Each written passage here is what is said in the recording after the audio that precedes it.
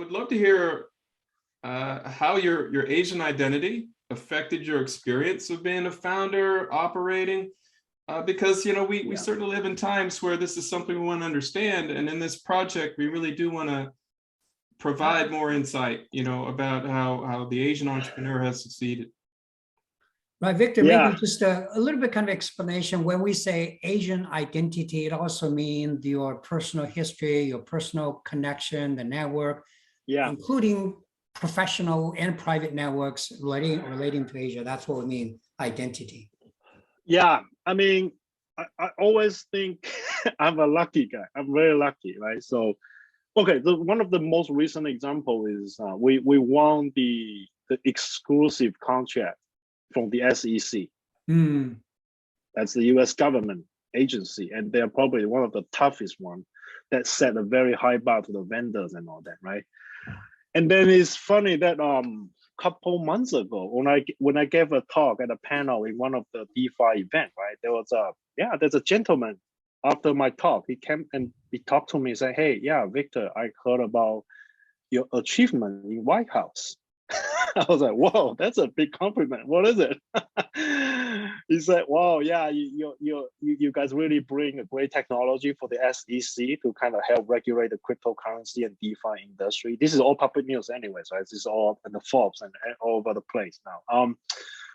And then he added one more that say, well, he's also Asian, okay? He is also Asian. He's American born. I think it's a Vietnamese or something like that, or Korean or whatever. So, and then he said, I understand how hard it is, right? I mean, I would say, I mean, at the end, right? So I think we work hard, and then we believe in the system. I think the US has probably the most fair system in the world, right? Not perfect, but I think is probably very fair, right? Like in the SEC, the 15 company competing for the one contract, there's one tender, right? Public tender.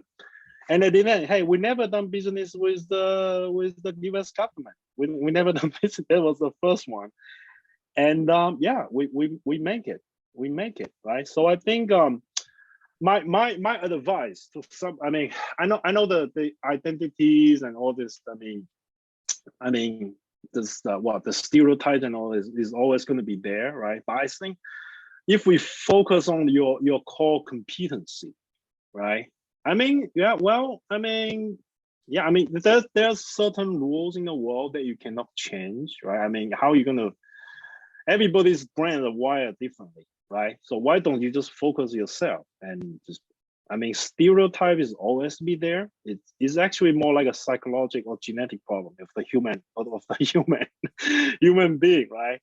Why don't you focus on improving yourself, right? I mean, I always enjoy competition. I have a different mindset on competition.